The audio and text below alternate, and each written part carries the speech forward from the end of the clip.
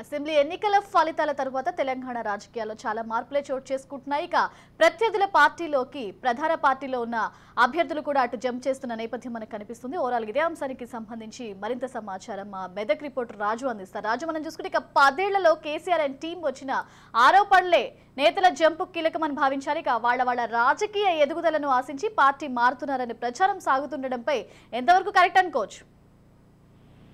మెదక్ జిల్లాకు సంబంధించి పార్లమెంట్ ఎన్నికలు దగ్గర పడుతున్న వేళ రాజకీయం అంతా మరింత రాజకీయాన్ని చెప్పుకోవచ్చు. ముఖ్యంగా ఏదైతే బీఆర్ఎస్ పార్టీలో కుటుంబ వ్యవహారము తర్వాత కుటుంబ పెత్తనం ఉండడం కారణంగా కొంతమంది నాయకులకు ఇమ్ముడు లేదు. అయితే దానికి సంబంధించి ఇప్పటికే రెడ్డి వర్గం కూడా ఈ ఒక వర్గానికి దూరం కావచ్చు, తర్వాత ఒక వర్గం కింద పనిచేయాలనే భావనతో ఇప్పటికే ఆ వ్యవహారం అంతా కూడా కాంగ్రెస్ వైపు మళ్ళడం, కాంగ్రెస్ వాళ్ళు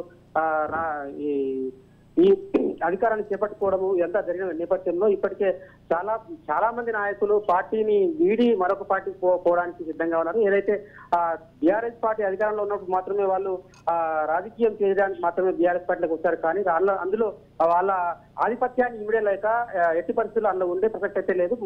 ప్రస్తుతానికైతే వివిధ పార్టీల బీజేపీ కావచ్చు, తర్వాత కాంగ్రెస్ కావచ్చు, అటువంటి పార్టీల వైపు వెళ్తున్న పరిస్థితి కనిపిస్తా ఉంది. కొంతమంది బినామీలుగా ఉన్నటువంటి నాయకులు మాత్రం ఇప్పటికే ఎక్కువ మంది అటు కేంద్రంలో అధికారంలో ఉన్నటువంటి బీజేపీ వైపు, అదేవిధంగా రాష్ట్రంలో అధికారంలో ఉన్నటువంటి కాంగ్రెస్ వైపు మాత్రమే చూస్తూ ఉన్నటువంటి పరిస్థితి కనిపిస్తా ఉంది.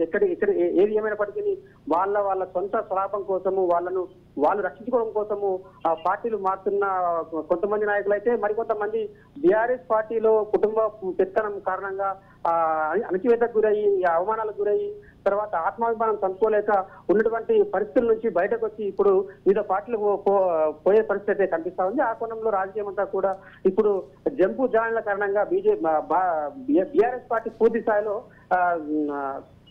ఇప్పటికే చాలా మంది నాయకులు పోయినటువంటి పరిస్థితి కూడా కనిపిస్తా ఉంది. ఇప్పటికీ మెదక్ ఎంపీ సీటు స్థానానికైతే ఎవరు కూడా నాయకులంతా కూడా ముందుకు రాని పరిస్థితి బీఆర్ఎస్ పార్టీలో నెలకొంది. ఒకప్పుడు షిఫ్టింగ్ స్థానం మెదక్ ఎంపీ బంగారు బాతుకుడు లాంటి స్థానము, అటువంటి స్థానంలో బీఆర్ఎస్ పార్టీ నుంచి పోటీ చేయడానికి ఏ ఒక్క నాయకుడు కూడా ముందుకు రాని పరిస్థితి కనిపిస్తా ఉంది.